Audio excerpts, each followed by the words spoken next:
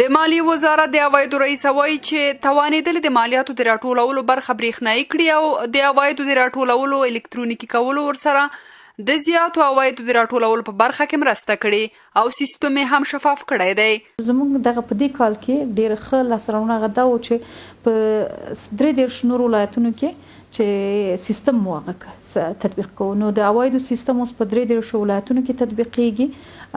ټول مالیه ورکوونکي په سیستم کې راجستر کیږي او د یو خاص شمیره چې لري چې موږ ورته تشخیصي شمیره ورته وایو یا د مالیه ورکوونکي د پیژندنې شمیره ورته وایو، هغه اوس ټول مالیه ورکوونکي ته ورکول کیږي. بل د دستور زموږ دا دی چې کوچنی مالیه ورکوونکي لپاره خصوصا د دکاندارانو او د قانون هغه ژبه چې استفاده وکړو هغه حقیقي اشخاص لپاره مونږ سیستم جوړ کړل په دې کال کې او اوس تطبیق حالت کې دی چې اوس په مالیاتي حوزو کې هم سیستم تطبیقیږي.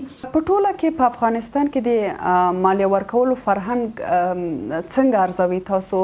خلک اوس څومره لیواله دي یا د خپل مسؤلیت ګڼي چې دوی باید مالیات ورکړي دولت ته؟ یو غټ مشکل چې مالیاتي اداره چې لري همدغه دی چې د مالیاتو ورکول داسې عام شوی نه دی.